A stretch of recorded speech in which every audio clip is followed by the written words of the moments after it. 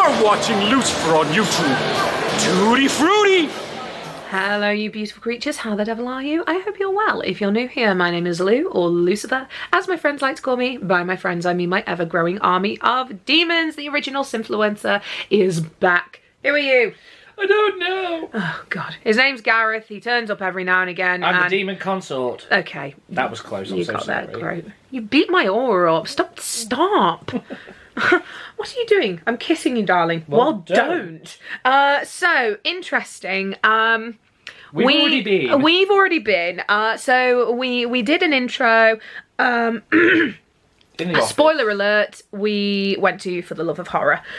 We did an intro this morning, however, Butterfingers over here, when she was trying to get rid of some of the footage, deleted the intro. Apologies. So, today, we went to For the Love of Horror. It was amazing. We have things to say, but I'm going to keep it short but sweet because it is the intro and technically we don't know anything yet because it hasn't happened. It's a mystery. Yeah, so today is Saturday. It's the first day. We haven't done the after party just because I'm working a lot and we are busy. However, that means that we can get the vlog out to you guys. If you are thinking about coming tomorrow, then this should hopefully help you with planning your day.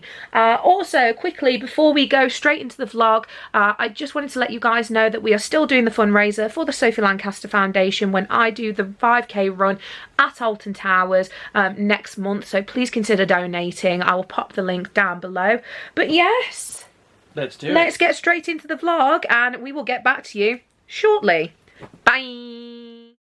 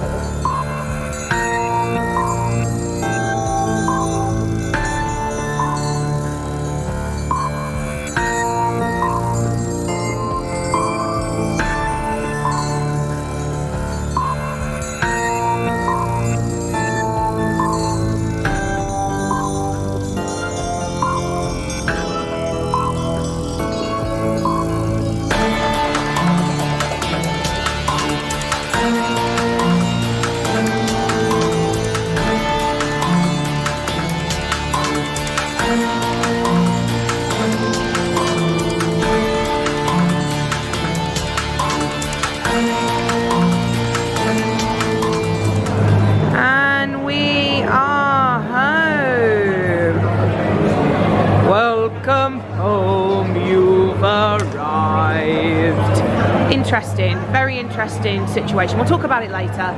But we are back. We have got the vendor hall over there, as per usual. We've got a cloakroom as well. We've got the toilets back there with the food street. And then we've got the rest over there. Alright.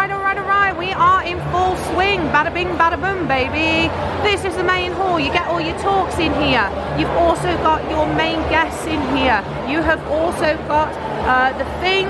You've got like a photo op over there. And then you've also got your standard photo op with all the guests as well. Also, massive shout out to, once again, whoever is in charge of the music. It's absolutely slaying and you've done a very good job.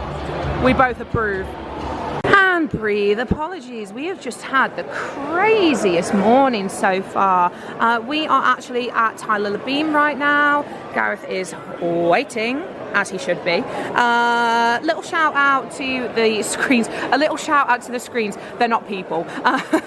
So if you've never been to a Monopoly convention before, what they'll do is they will have multiple screens dotted throughout the venue and they will tell you your schedules, they will tell you where your photo ops are, and they will tell you, so for example, they've got a plan here of the venue. Honestly, if it's your first time, it's really awesome to see. Really, really awesome to see. But yeah, it's slowly building up, slowly getting busier. We've got a few more guests to get today, and then we're just going to have a chill time, I think, but it's a lot. And then they've got their prints over there as well, so if you're ever worried about having a print for meeting these guys, you can always get a print from Monopoly. They are money. You do have to pay for them. So this stand here is not Monopoly. Oh. It's a different stand. Oh. Monopoly further down. Right, okay. And then they've got one out. They have like the screen used like shops, don't they, that you can buy? No, they're on the table. Oh. They're for free, because that was during the actors' strike. Yes. I'm living in the past. I can only apologise. We are having a break at Trick or Treat Bakery because, my God. We're horror YouTubers, of course. We never get off Trick or Treat Bakery. Because we are so tired and it is so busy. It is literally crazy. But Trick or Treat Bakery, Tony does the most amazing cookies. I will die on this hill. They are addictive. And it's a problem. And she's straight going shy. I'm not shy. So we're going to buy all of them, and it's going to be beautiful. Oh, so I have left you in the capable hands of one Gareth. He is logging at the moment. I'm sure he's getting some really nice footage for you. I had to take a quick second out because, holy moly, it is busy. This is the busiest it's ever been, I think. This is wild. This is absolutely wild. Pink Pinhead. Pyramid Head is absolutely giving.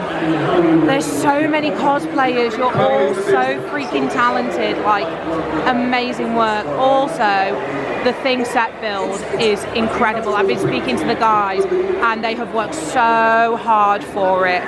But I just thought I'd show you around. If you're new to the channel, usually what we do is we do a little bit of a walk around, show you where everything is. So for example, this is a good start. We have got the food space here, but then over here next to the photo ops, we've also got the photo schedules as well, and they've also added the prices of the photo ops, which is really cool. They didn't do that before, so that's new. You've got A, B and C over here. That's hidden at the sides, and you've got Dean of the Dead. We love Dean of the Dead. So this is basically the layout that you'd be looking at if you came to this convention. Good things come to those who wait. We're running a little bit behind, but let's be honest, it's worth it, right? There are a few films that change the course of cinema. This is one of them. There are a few films that change the course of people's lives. This is one of them, so I'm really excited for this panel. Who loves Halloween? Is Halloween the first film that some of you have seen as a horror movie? Yeah? Changed your life, changed my life. Has anyone got a Michael Myers tattoo? Oh, it's just me today. Oh, fair enough. Without further ado, let's get this rolling, really, I would say. Yeah, I tripped over myself. Please welcome to the stage, John Michael Graham. Please welcome PJ Soul. And Will Sandin.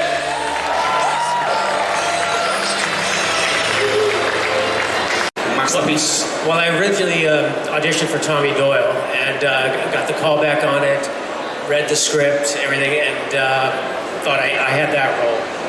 And then, then they said, okay, try to make a scary face. Okay.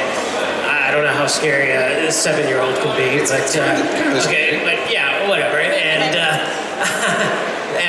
like I said, I figured I got the role of Tommy Doyle. Well, the next day, they told me I got the job, and then I went on, to the set on a Friday, and they told me exactly what I'm going to be doing. So I realized, okay, I got the role of Michael Myers, the character. And it's so iconic, the opening of Halloween, the POV shot, the killing, and then the reveal of sweet little innocent Will Sandin. Yeah.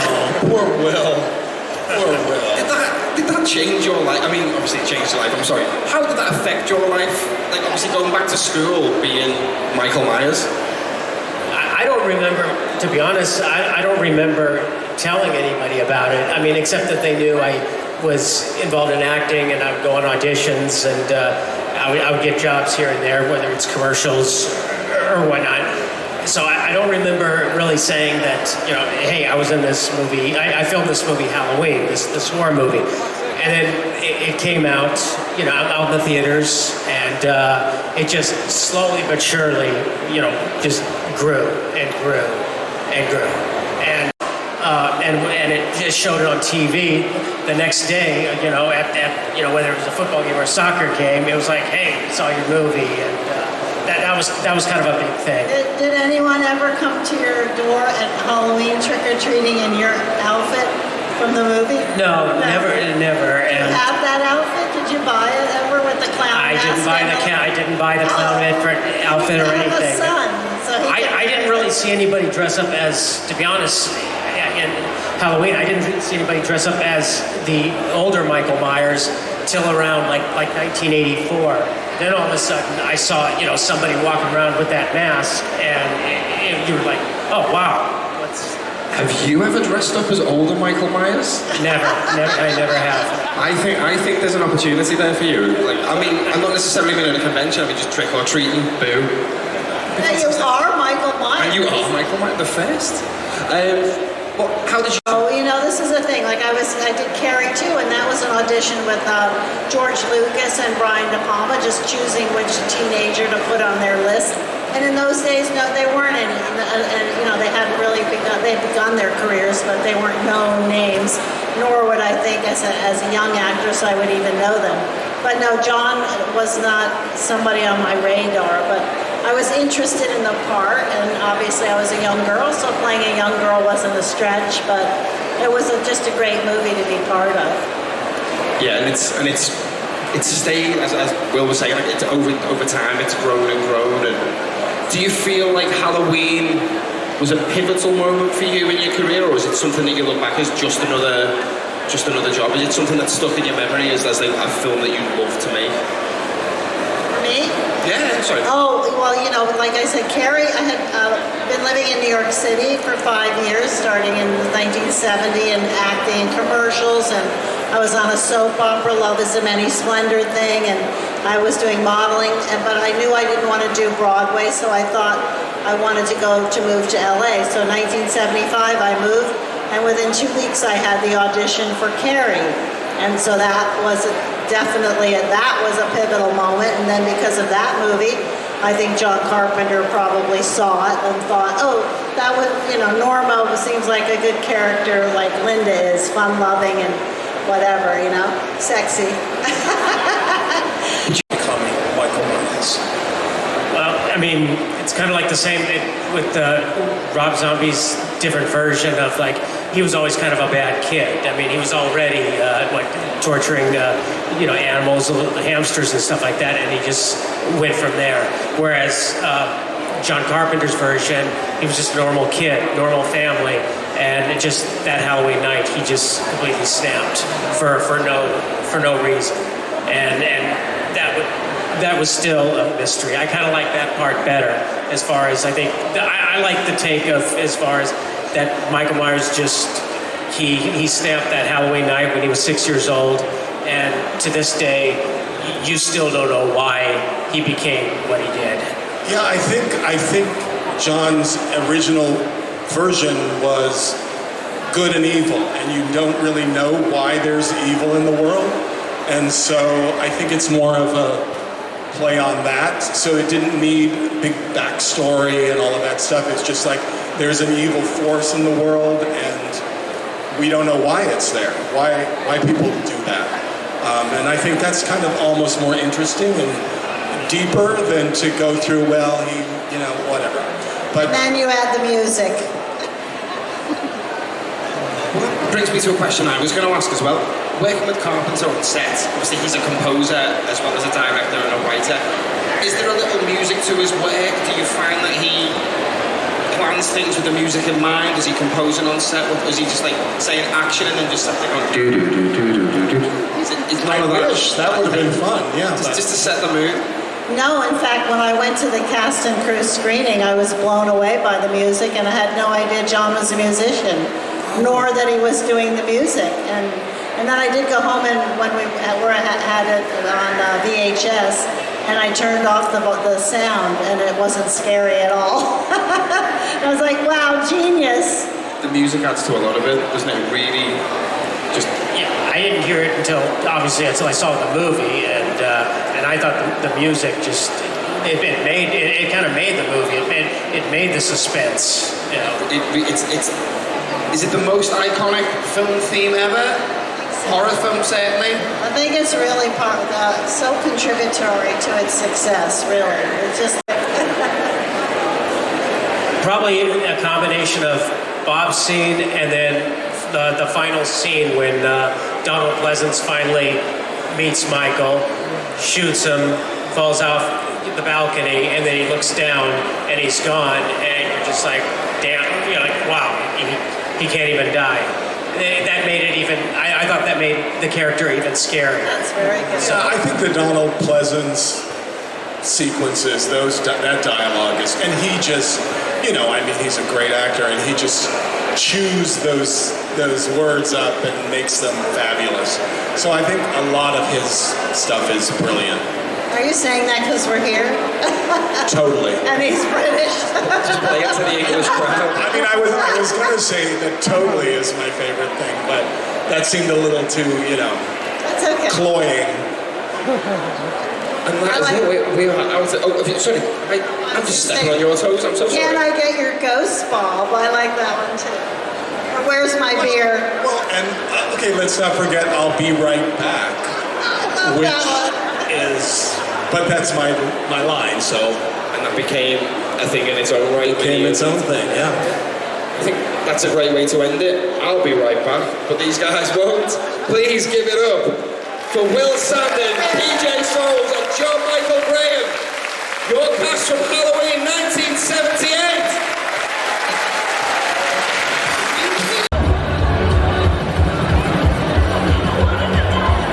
Okay, so before we start on the Terrifier panel, I just wanted to do a little shout out to Trick or Treat Bakery. We have got a few of their items. So we've got the heart-shaped cookie that she does. We've got a Terrifier one. We've also got 2 Trick or Treat cookies as well. One for me and one for our friend Liam, who's staying with us at the moment. And then we've got this cool ghost face one. So I'm going to see what Liam's reaction is. But yeah, these are absolutely incredible.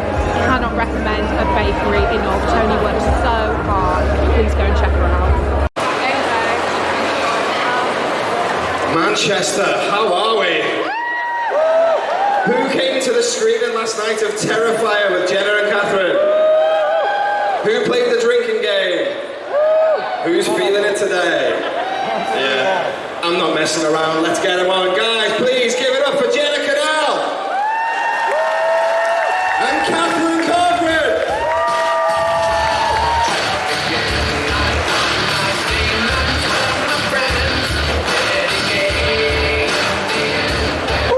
Hi guys.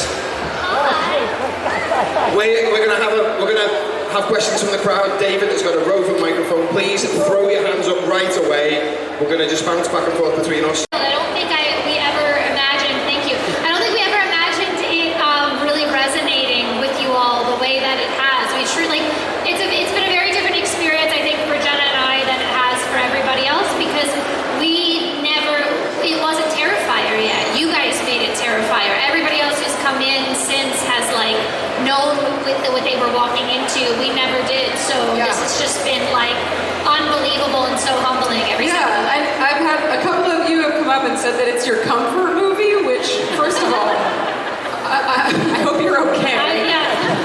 But it makes me happy that we can keep you company when you need it. That's what film is for. That's what art is for. Not art, cinema. Yeah, I say this a lot, and I think the purpose of storytelling is that it's the closest we can be to connect with other humans without actually suffering ourselves, And so we love that we can connect with you all. Yeah, there's a catharsis, and I think probably a lot of us feel this way, right? There's a catharsis in watching horror movies, and there's a therapeutic something to watching horror movies, and I think that's why a lot of us are here. Hi, absolutely adore Terrifier, but it's going to be quite philosophical for this first question. Knowing the success that the film has now, what would you, if you could go back in time, what would you tell yourselves while you were filming the film?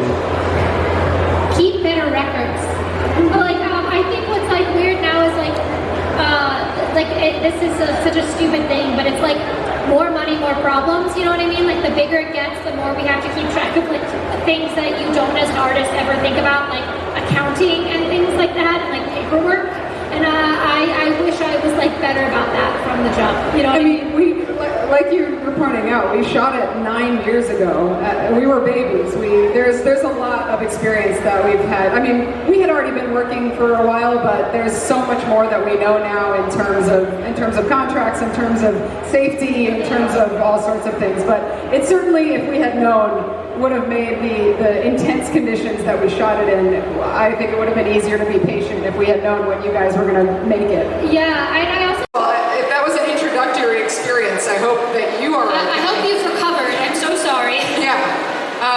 We talked about this a little bit last night, but my death scene, for example, was the most indie chaos. I have all these prosthetics on my face for the bullet holes, and then there were tubes that were run underneath them, and Damien is 3 feet away blowing into them, so blood spurts out of my face. It was very janky. And that's how you survive a horror film. So I would say that you were the perfect formula. What would you say about that? Were you disappointed that you weren't the final film? That's a great question. I think there are 2 parts to it. To the second part, I'm obviously, it means a lot that I've gotten a lot of condolences on my death today. Thank you so much. And I'm sorry, or you're welcome, I don't know. But I think 2 of the major reasons that the film is so memorable is her iconic death and the fact that I don't live. And I feel like the fact that there is that twist to this classic trope is a big part of what makes it so, puts you in a chokehold. So I don't think that's a bad thing at all. I think it's super memorable and unique. And then your question about gender is really interesting, and gender performance, because it's something that I have an ongoing sort of relationship with in my real life, where, it's all made up, gender's not real. And you're right, there is kind of this expectation of you have to be in a perfect place, and I think that's a ridiculous expectation to place on people in movies or people in real life. And I'd like to think I have a balance of both in real life. I think a lot of people do. And I think that's a beautiful thing, and we should expand our ideas of what gender and gender performance even are. I think also, if I may add on, yes, please, applaud. I think also, if I want to add to that, I think we as the horror community should be aware of the terms that we're using. These terms like Scream Queen and Final Girl, while we've been able to kind of reclaim them, are historically used in the entertainment industry to pay women, people of color, non-binary individuals less, and to bill them less, and make sure they can have the careers that they're supposed to have. So I'd love to see us evolve past the idea that we are limited to being a final girl. We don't say lasting boy. We say actor in a film. Do you see what I'm saying? Right? We are better than that. Let's do better. Let's keep moving forward. I don't think I knew that that's what was happening. The adrenaline was going so high. It just felt like the symptoms. But yeah, I think we were nervous on a lot of it. It was dangerous. Well, yeah, I don't remember most of the time I wasn't nervous necessarily, other than the night before we started, just because I always get anxiety before a shoot and can't sleep the night before. The night before school. Anxieties before this. Yeah. We both have social anxiety, so there's definitely that going on. I will say, I think the only scene that I was necessarily nervous for was the one where I'm watching her die, because, and we mentioned this last night, we were both on studio films at the time, and so they were shooting around us, and so we were actually not in the same room at all for that scene. So she's dying, and I'm reacting to nothing, and those were happening completely differently, and it's already difficult for me to be emotional on camera, even though I have to do it all the time. And so I always get nervous when I have to do that sort of thing, but especially when I'm, reacting to just Damien describing what's happening rather than actually seeing someone I love very much be hurt. You showed me his experience of it, which is like, he goes full out. In Freddy vs. Jason, he like gets possessed by Freddy, and he stabs Jason in the neck with these giant needles, I guess, you know? So my brother does that to his fans. He comes with needles and he like stabs them in the neck or whatever. So he like does the full thing. I don't go for that. I hug. I'm a big hugger. To just like see like where we're at and where we're gonna start my scene. I go outside and there's a prop guy just carrying the like torso on his back. I was like, oh my god, holy shit. And he was like, I was like, wait, no, I was like, that's the grossest thing I've ever seen. You know what else? Absolutely spoiling us with an Ice Nine Kills work of art. If you haven't listened to Ice Nine Kills, what the hell are you doing? Do it now. Right now. Get off this vlog, go and listen to them, and then come back. And tell us what you think. Yes. Do it!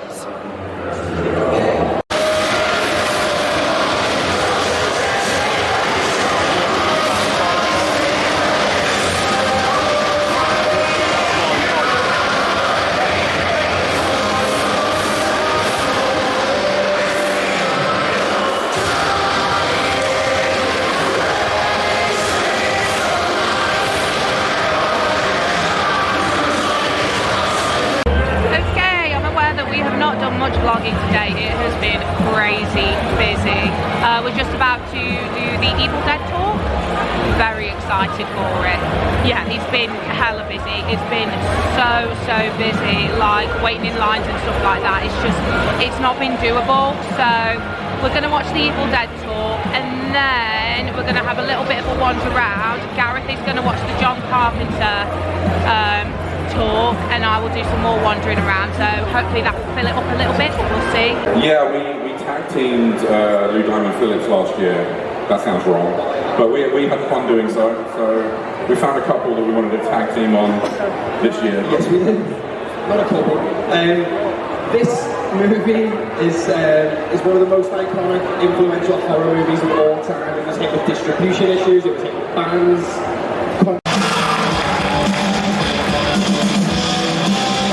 Teresa Tilly.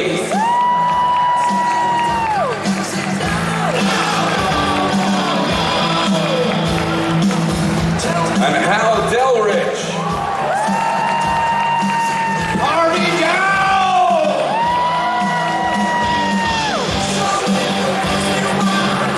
Hal came prepared.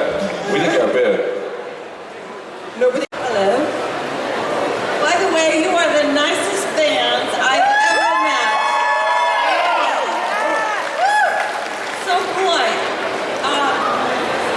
I just was an actress bouncing around in Detroit, and they were looking for someone, and my agent called and said, they have your picture, they're interested, and would you like to audition? And so I went down to Sam Raimi's basement, where he lived with his mommy. His parents' basement. And yes, at his parents' house. And basically my audition was, can you sit in a folding chair, and then I want to hear you scream. And so I just went, and maybe did a line or two, and I got the part. 3 young gentlemen that want to meet you, but apparently they didn't want to pay the fee to, have auditions at the agent's office. So they said, would you like to meet them at this restaurant on a Thursday afternoon? And I went, oh my God, what if I never leave the restaurant and I, in the trunk of a car or whatever? But I went and met Bruce and Sam and Rob Tappert in the corner of a restaurant. We all had Pepsi-Colas, and then he said, can you come to my basement and read? But when I went to the house, Mrs. Raimi answered the door. She said, oh, you must be Betsy. The boys are downstairs. Just go on down and see them. Sam, Betsy's here. That homemade vibe of the Raimis and Bruce plotting Evil Dead in their basement sort of makes you realise why the films are the way they are, I suppose. Did you have a similar basement experience, Hal? Did you have a similar basement audition? Oh, well, Yes. I've told the story a couple of times today, but I was invited to audition from a friend of mine who was in the business. And I declined. I said, no, thank you. I'm getting out of the business. And about a month later, he said, they're auditioning again. Would you like to go? And I said, no. And he said, well, Greg got a part in the movie. Greg was a mutual friend. And he and I had worked in numerous projects, mostly theater. And I said, well, I've worked with Greg. I like Greg. Yeah, this would be great. And I went and auditioned in the basement of Sam Raimi's parents' house, just as the ladies. And I think maybe the defining moment for me, or for them, was the way I died, or the way I screamed when I died, or how I responded when I was supposed to feel like something was coming out from inside.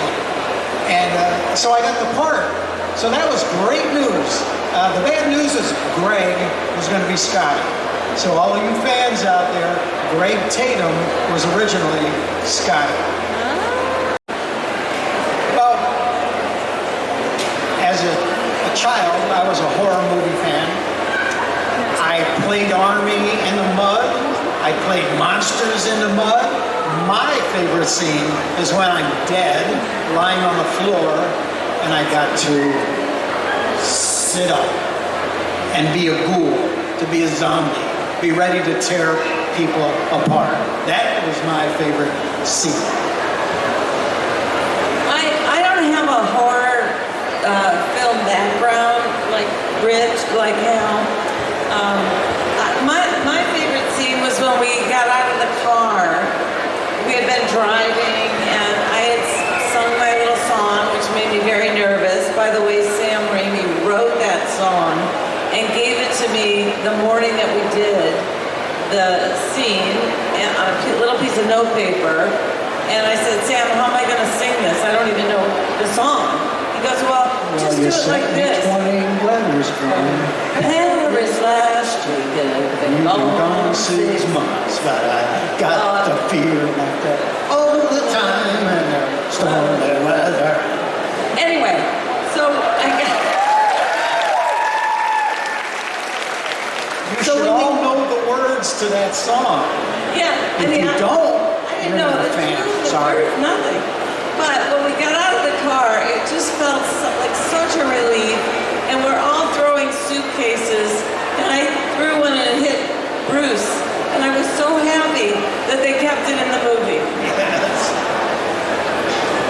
And I think, gosh, there were so many scenes that some would call your favorite. I don't have that recollection. But I do remember the one scene where we were on the couch and he decided, what did he say now? We have a few minutes alone here, Linda? And he gave me this box and I opened it up and it was this just cheap old necklace. And Linda's character goes, oh, Ash, it's beautiful. I'll never take it off. And Sam would go, yeah, that's how it's good. It's really good. Okay, now Bruce is going to put it over your neck, and then we're going to do a close-up of your eyes, and then we'll kiss. And Bruce and Sam were very good friends, and Sam loved the fact that we did about 20 or 30 takes of Bruce and Betsy kissing, because it was the first time. By the way, I had the honor of being the first person to kiss Bruce Campbell on film. That's right. Next question. No, actually, we were all so glad. Each of us left.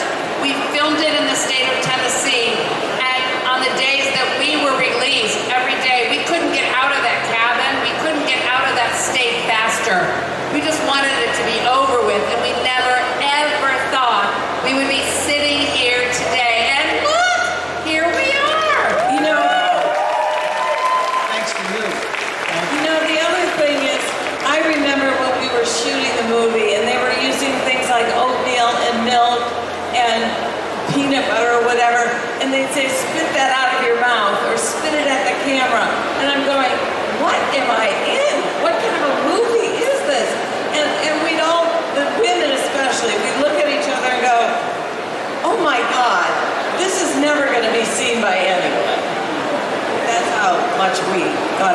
iconic. We need to get you in a better mood than this. Manchester, are we feeling good? Manchester, are we living on a prayer? We need you to sing this for us, Manchester. Not the verse, not the whoop. We need the chorus, and when it pops, I want you all to go on.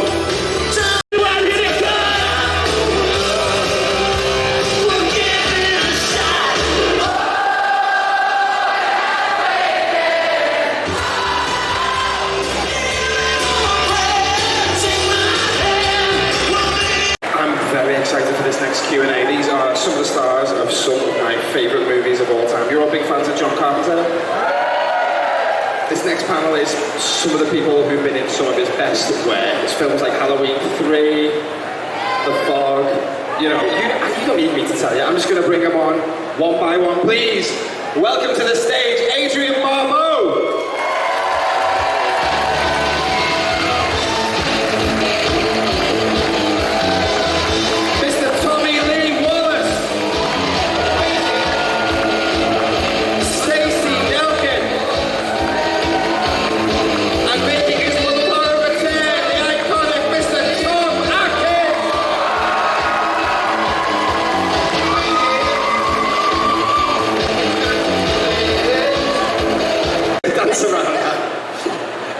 Tommy's guess you were in a band with him? Yeah. More than one. Okay, I know the Coupe de Villes. Have I not done enough research? What was the other one? John and I grew up in the same town, so we've known each other since boyhood. Didn't really become close until we became teenagers, and it was through music. We were both crazy about the Beatles and other British invasion groups. Aren't the Hollies from Manchester? Hollies from Manchester. They're Manchester. I'm from Liverpool, that's the Beatles. Yeah, so anyway, John and I started out playing guitars. His girlfriend at the time, we sort of were the Peter, Paul, and Mary of our little town. And then I picked up an electric guitar, and we formed a cover band, rock and roll cover band. So then when we got to the West Coast, we sort of, with Nick Castle, whom you all know, we formed a three-man type of three-part harmony group. And in those early days of playing in bands, did you ever think you'd go on to have The acoustics are crazy in here. I can't understand a word you're saying. I think it's the monitors. Did you ever think you and John would ever go on to work together making films? Was that always the... I'm so sorry. Did you think...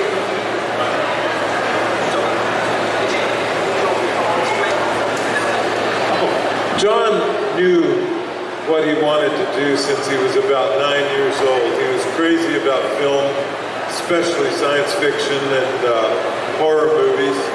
And at age 9, he had decided he wanted to be a film director. I had no idea what a film director was or did, or that there was such a thing. So John educated me along the way. And I followed him out to California. And we both went to the University of Southern California, which is a well-known cinema school. And then it sort of fed right out into Los Angeles and the film industry in general. And basically saying who would win in a fight between Tom Atkins and Michael Myers. That's a question that would only come up at a festival like this, really. I'm extremely hard of hearing. I don't care about Michael Myers. Michael Myers was never intended to be in Halloween 3 in the first place, so there was no need for him. And I think it's a wonderful movie that stands on its own, and it's still fun to watch, and it has become many, many, many people's favorite of the Halloween movie.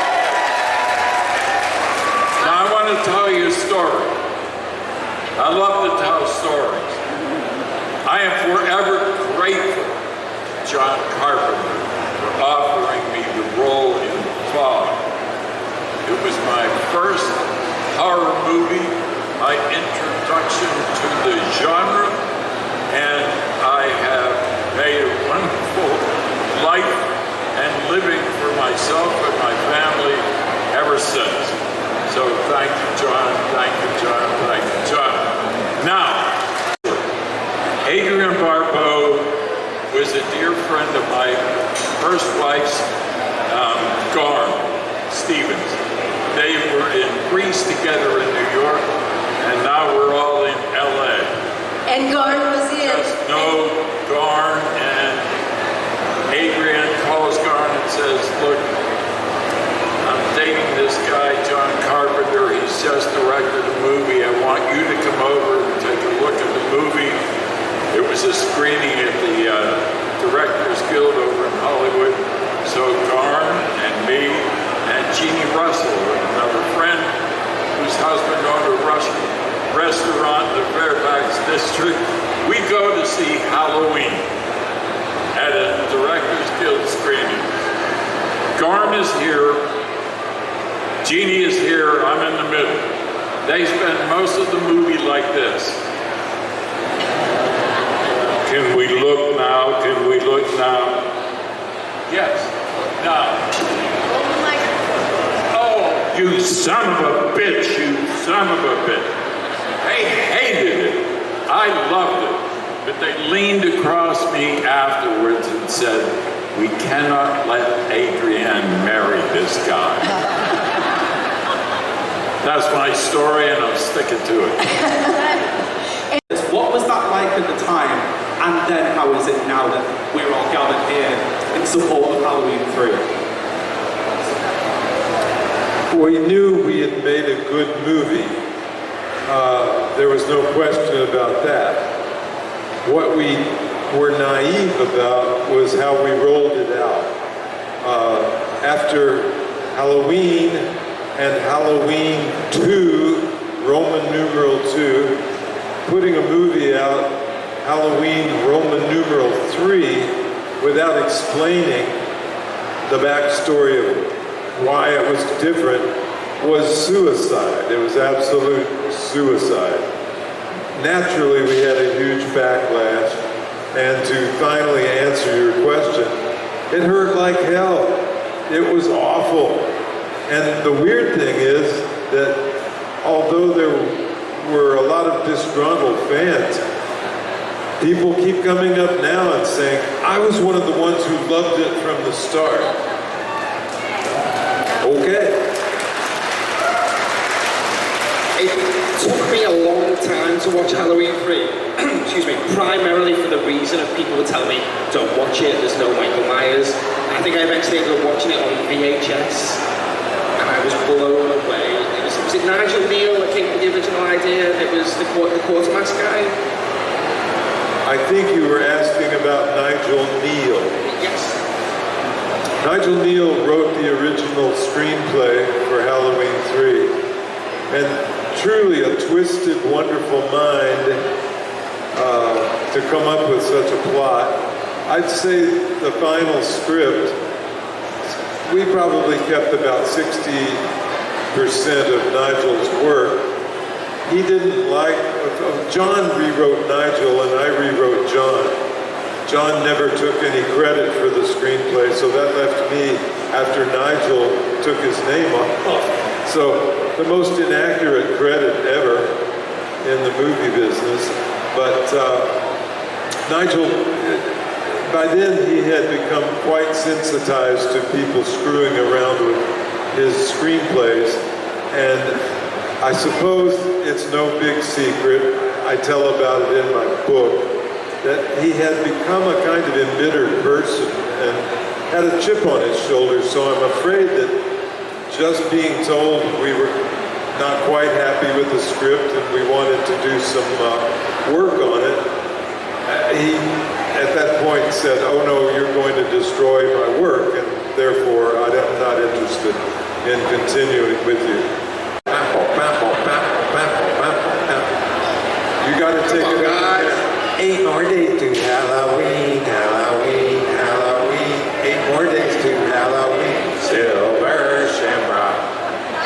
I think we should do that one more time and get it louder, Tommy. These. Happy, happy Halloween.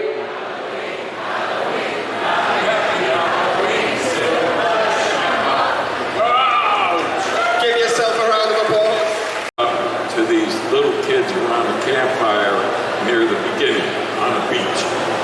And the camera, as he's finishing the story, rises up into the night sky and then comes down over a very quiet, dark, ominous Bodega Bay. That it was what's our bay? The other bay, Antonio Bay. It was just chilling to me, the effect that it had. I thought it was gorgeous shot. John and Deborah wanted to, after Halloween, which we could call a knife movie, wanted to do a mythical ghost story. And I think we succeeded on that front. It's been, what has it been, 40 years, 50 years? It's been a while, but this is Stevie Wayne, Your Night Night, coming to you from KAB, Antonio Bay. I can't remember the rest.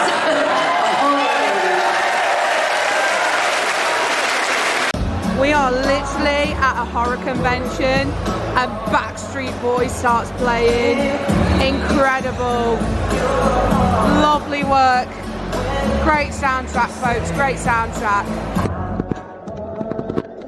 Alright, you bunch of degenerates. We are outside now. It looks a little bit different from last time, I'm not gonna lie. They had like a haunted house. Like a haunted house there, carousel here. Yeah, but what I'm really liking is the fact that there's more seats. Oh yeah. It's really opened it up. But I'd probably recommend coming at a quieter time. What that time is, nobody knows. Also, we have got a scare maze this year. I like that it's inflatable. That's really fun. It is £3 per person. We're going to do it tomorrow just because we're really knackered. We are so tired. But it's exciting. It's exciting to have something different each year. I don't know if it's going to be the same next year, but just to let you know, there's always something going on. So even if you're not meeting guests, you can always find something to do. We've got different vendors again. So we've got our street food. We have got fish and chips. I think we've got like a Thai place, unsure, a grill place as well. I believe they do vegan options. I will double check that tomorrow, but there's that one there I saw with vegan, the one next to the entrance. There's always something for everybody. So it's really nice, and the weather is just lush out here. We haven't seen the sun pretty much all day. But yeah, that is pretty much it. Oh, hello. That is pretty much it for like talks and stuff like that for us, meeting guests and whatnot. A few people have asked me about when we have guest interactions, filming and stuff like that. Some guests don't mind it, but some guests really do. At the end of the day, they're not zoo animals, they're people. So the last thing we want is to, you know, whack a camera in their face. If somebody films the interaction for us and sends it to us, you know, fine. We don't mind because we don't know when it's further away. Well, I can see Mikey. Yeah, we see friends. But yeah, it's been a really lovely day. Really tiring. Really tiring. So we're going to go home pretty soonish. Hopefully we're going to catch some Z's, get a little bit more fresh face, and tomorrow will be a more fleshed out vlog for you. So today's just been a chill, just been a relax as it usually is. And that's what it sounds like when you're exiting a scare maze. Wow, yes. Good time. Alright, we are going to do one more full lap and then we are going to bounce. We're not going to go too much into detail about the stalls today. That'll be a tomorrow job because that's a future loop problem. But to give you a basic rundown, most of the stuff you're going to find here is apparel, prints. Dead Cats Club are amazing and I cannot stop singing their praises. They are just wonderful. Yeah, exactly. Buy from them.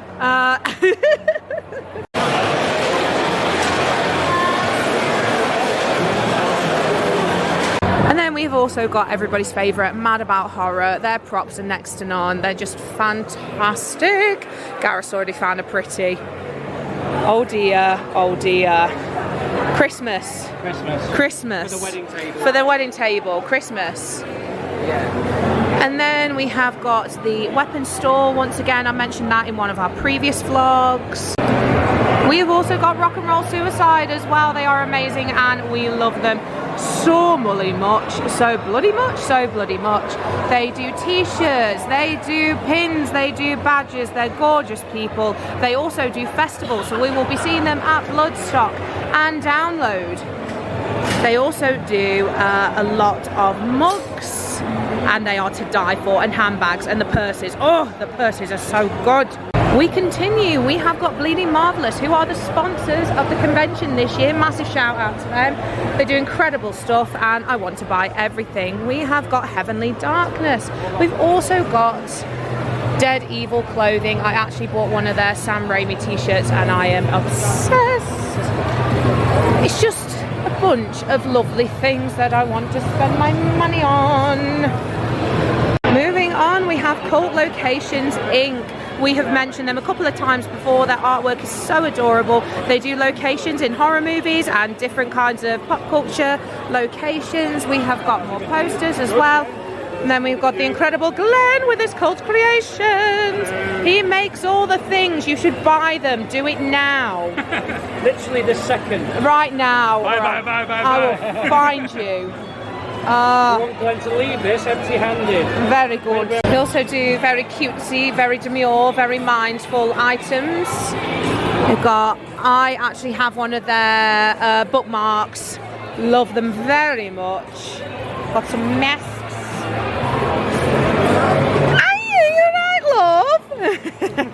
We continue on our journey. Oh wow, Alone in the Bath have done incredible. So Alone in the Bath is where I got my shower gel from. I also got some bath salts as well. Fully recommend the Terrifier one and the Michael Myers, which is gone. Fully recommend the Michael Myers shower gel with these ones. Oh, they made magnets, that's dead exciting. They do candles as well. The candles are lush. Not actually lush, but they smell lush. I know what I'm talking about. They are very, very lovely. I may be making a purchase of one of the candles. May get the American Werewolf in London Blue Moon one. Unsure. There's many. I haven't noticed the Black and Teeth before coming to this. Have they been to it? It's the first time I've seen these guys. And their work is gorgeous. The lamps, the skulls, the bookends are just absolutely giving. So pretty. And this is what it means to have like an alternative vibe without making it look tacky. This is perfect. The candles smell amazing. I was just saying to Gareth, at one point in my life I will own a Hellbent City jacket. Today is not that day, but to anybody who buys them, you have incredible taste. They are very well made and they are beautiful. 10 out of 10. And we are done for the day. Back tomorrow bright and early. We'll do a little debrief in the... No, we'll do a little debrief when we get home. Yeah. Because I just want a nap. We're going to get food. Oh, we're going to get food. We're going to get the chicken nuggies. But yeah, beautiful, beautiful sky. Even though when you're in the convention, you hardly see it, but it's fine. Yeah, we've got some good bits, got some feedbacky bits, yeah. But we will tell you when we get home because I've also got a little mini haul. Isn't that exciting? We're back. That was a very quick con. That was a very quick convention. I can't believe I deleted the... Oh, whatever, we move. So, how do you want to do this?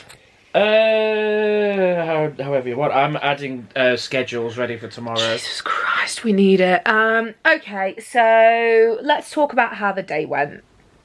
So we had a lovely time with the guests. They were all so lovely. They were all so lovely. There were more guests for Gareth. I've got a few more guests tomorrow.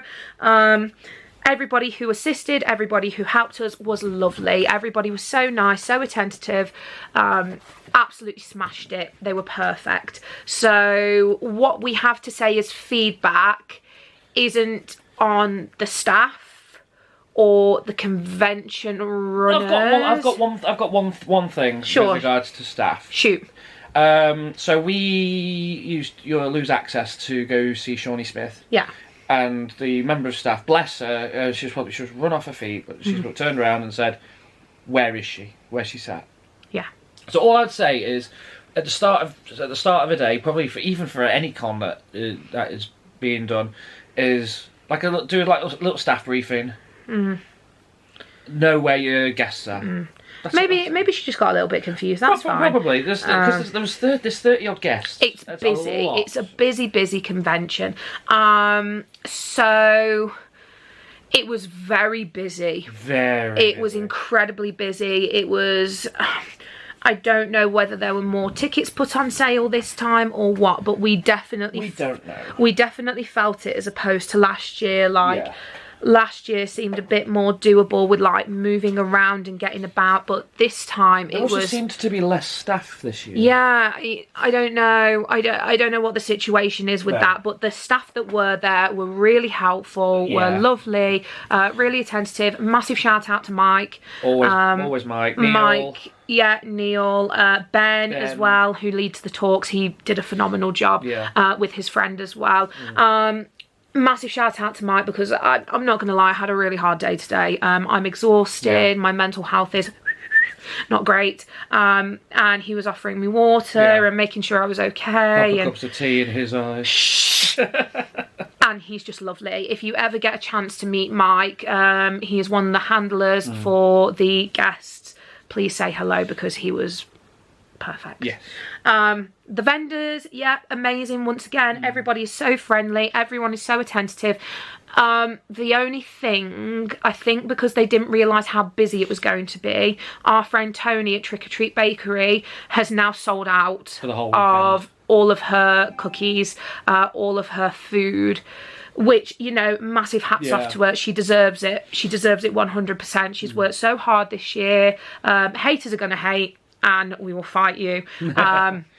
But yeah, she's worked so hard this year and she just sold out today. It wasn't even like at the end of the convention. I think I went over to her at about 3 o'clock, potentially, and she'd sold out. So some of the stores that we want to go back to tomorrow, people like Alone in the Bath have confirmed that they are going to restock.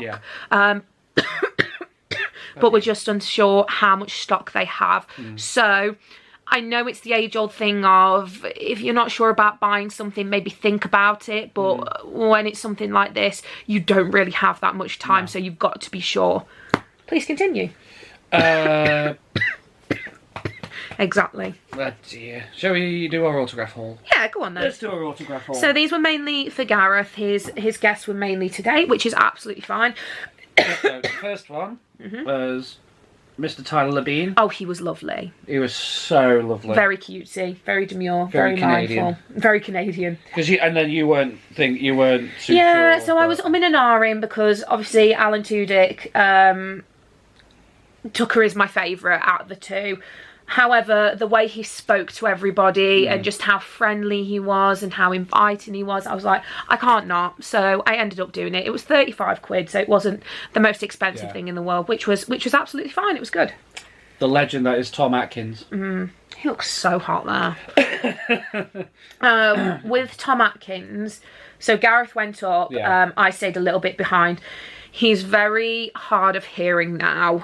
So please, please don't think he's being rude. He just can't hear as well. I think one of the bits of feedback we had was his table maybe should have been somewhere else because he was very close to a speaker. So that might have been an issue, but you know, he's still communicating really well. Oh yeah, I think because he can. I think I don't know if it's how his hearing aids are set up, but he can also, if you're looking directly at him, he can tell what you're saying. Yeah. Then we also met Tommy Lee Wallace. He was nice. The Shape Maker.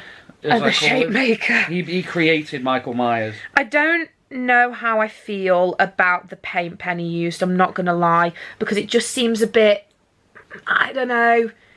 I don't mind it. Yeah, no, it's... to how it's come out, I like that. I like the shape of it, but it's just... This is the shape, it's just, I don't know. The type of pen. As long as you're happy with it, that's all I care about. We met... We'll go to this one. John Michael Graham, who played Bob. Bob. G'day, I am Bob the Necromancer. One of the most iconic kill in Halloween, where he gets pinned up against a wall. Wow. And What a lucky man. He was lovely to talk to. Mm-hmm. He was lovely. PJ Souls. She was Linda, really nice. She was really nice. From what I heard. Totally. And then to round off today, we both met Shawnee Smith. So I have officially met all of the apprentices that matter. And then I also met as well. Now, I wasn't meant to meet Shawnee until tomorrow, but I asked because I was up there as well if I could use my Sunday ticket, and they said yes. Yeah. Honestly, they are, if they're not busy, they are so accommodating with helping to get people through. Has it scratched? Yeah. Oh, mate. You gotta be careful with paint pens. Oh, yeah. I'm gonna start transferring these over. Okay, that's fine. Yeah. What was I saying? Paint pens. No, before that. Silence. Love it. Amazing. This has been happening so much recently. Yeah, no. Shawnee Smith was like the one to round off my apprentices collection. Obviously, Carrie Howarth will always be my favourite. Dr. Gordon is my favourite apprentice, followed by Detective Hoffman, Daddy Hoffman, Costas Mandalore. She was quiet, but it was okay. She was really nice. She was really, really lovely. So that was the end of our autograph haul. We then decided to get a few bits and pieces. As you know, we went to Trick or Treat Bakery. And I bought things, and we have both had a cookie each. I am going to give one of them to my friend who's staying with us at the moment for the scare season and see what he thinks. So I might vlog that, I might not, I don't know. He'll be tired from doing vlogging all day. And then I went to Rock and Roll Suicide. So they are my favourite patch shop, alternative shop. I actually did a mystery unboxing with them. If you want to see that, please consider checking it out. But all I got was a Pumpkin Queen patch and a Wolfman patch. I was meant to be getting like just his face. Oh, hello. I was meant to be getting just his face, but then Angie showed me this one and I was like, that is way better. They are the loveliest people. Angie and Gary, I adore them so much. When I first saw them at Download, I took one look and went, I want to be their friend. And now I am, so it's real special. Yeah, so we did that, and then I went to Dead Evil Clothing. Sorry, do you mind holding this for me? Lovely. So they actually do a really cool range, and it's a directed by range. I got Sam Raimi because Sam Raimi is my favourite horror director. Sue me. They do Wes Craven, they do George A. Romero, John Carpenter, Sam Raimi, and a couple of others, I think. Dario Argento. Eli Roth and Dario Argento? Yeah, I think so. So they basically do those. I got an XL because I just want something comfy to wear, but their clothing is absolutely lovely. They're really lovely people as well. Most of the vendors, if not all of the vendors, are absolutely wonderful at places like this. And then finally, to finish it all off, we went to a little shop called Demise. So that's Demise Collectibles. Excuse me, that's Demise Collectibles. They have got all their socials on there. So they've got TikTok, they've got Etsy, they've got Instagram, they've got Facebook, and they've got YouTube. Woohoo! They do collectibles, essentially, pins, lanyards, figures, plushies, all sorts. But they also, like I said, they also do pins, and I am a pin gal. So you all know that my favourite cryptid is Mothman, closely followed by the Loch Ness Monster. So I got a Mothman pin. There we go. And then I got this gorgeous butt. It's a little Halloween butt. I love it so much. I really do. I am a butt gal. I'm a butt gal. Yeah, that's essentially our mini haul. We may potentially be getting a few more bits tomorrow. Potentially not. There is a dress that Dead Cats Club have done. That is really cold. Stop doing that. Yeah, they've got a new range out. I'm gonna do more of an in-depth Dead Cats Club look tomorrow, just because I know you guys like really enjoy them on our channel. If you want to check out Dead Cats Club as well, I did a unboxing with them, and it was So good, chef's kiss. But all in all, that is pretty much it for our first day with For the Love of Horror. Yeah. And then we will be going again tomorrow and we'll be doing the exact same thing. And we'll be coming in. I'll be literally trying to smash out the vlog as quickly as possible.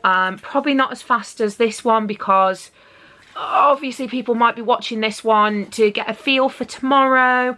Things might be different, things might change. It happens all the time with conventions. You just have to roll with it. But yeah, apart from it being super busy and super hectic, we had a lovely time. Thank you once again to every single person who has stopped us to speak to us, who's wanted photos with us. It's been insane. Thank you. A special shout out to Charlie, who made us the beautiful little ghost face, and Ash. I will pop that photo here so you can see that.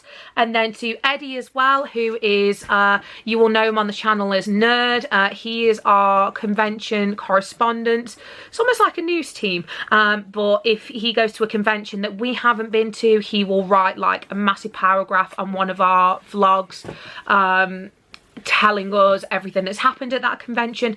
Very, very good. Yeah. And everybody else who came to see us, it was perfect. A lot of Scottish people. A lot of Scottish people. I think we've just been adopted. We've been told that we need to come up to Glasgow to do their horror convention. So I don't know, maybe. We'll see. But yeah, on to tomorrow. We hope you've had a good day. If not, that's okay. Always remember, tomorrow's a new day. See you later, guys. Bye.